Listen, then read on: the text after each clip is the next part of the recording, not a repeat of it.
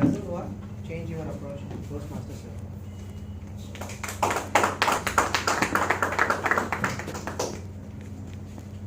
365 days.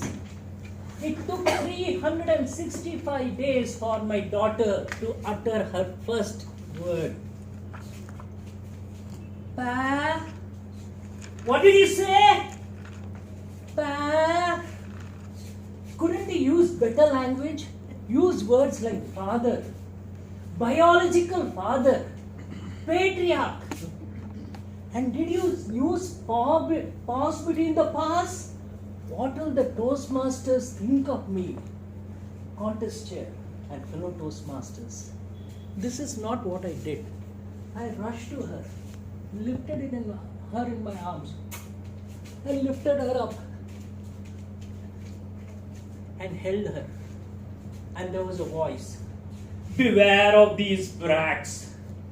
They will use their cuteness to seduce you.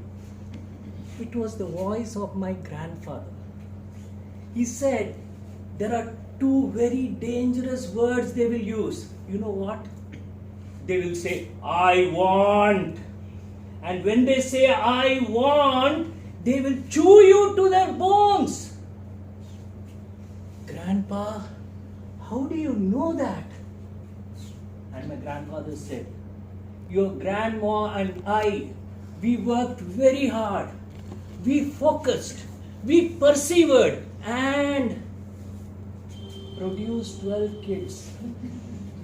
So based on that experience, I'm telling you, when they say, I want, nip them at the bud and stomp over them. But Grandpa, if that does not work, and then he told me the golden words, then change your approach. Now, my daughter was 4 years old. I was sitting in the study table and this little one walks in with a box in her hands.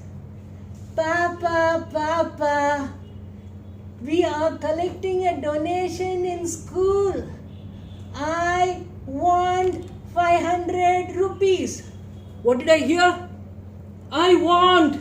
She said, I want. And the voice of my grandfather inside said, stomp her. I said, don't disturb Daddy.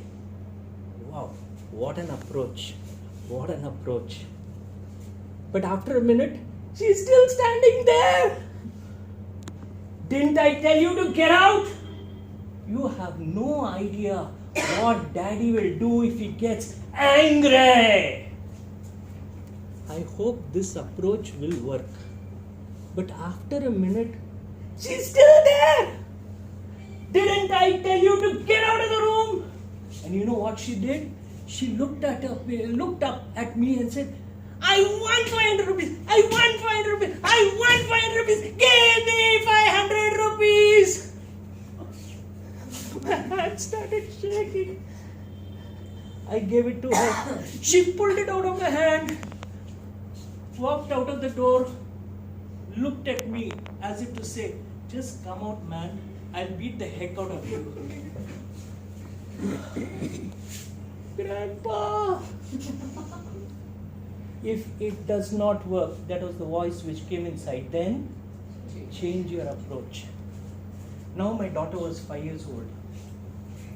And she walked in. Daddy, Daddy, I want to talk to you. She said, I want. What approach should I take? What do you want?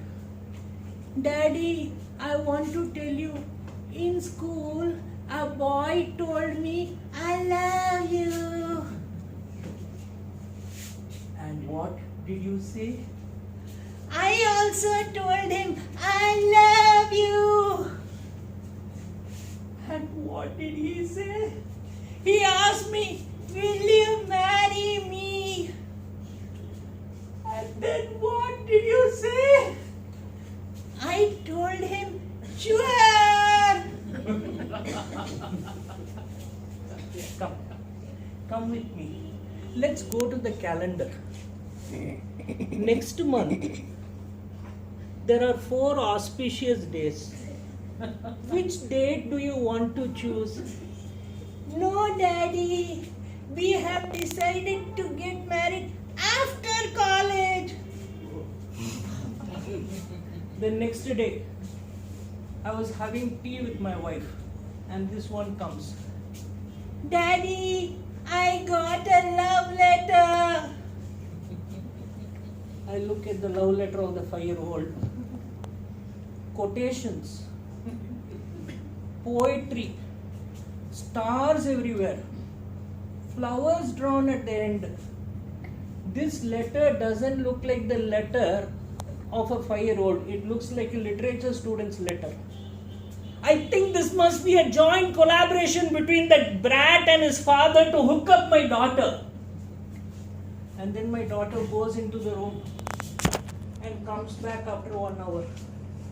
Daddy, I have also written a love letter. Please check up if there are any grammar mistakes. So the job of the daddy is to check up grammar mistakes in the daughter's love letter. Now, what approach should I take? But hold it. Why should I keep changing my approach? All parents here, why should you keep changing your approach? Now these kids, are they some kind of objects to be handled? Are they some kind of creatures who you have to tame and manipulate? Okay, can't we give them our love instead of our thoughts? Don't they have their own thoughts? Can't they have a life of their own? So in that case, why should we all keep changing our approach? What do we do? Just bend down, call them, hug them, just approach. Honest.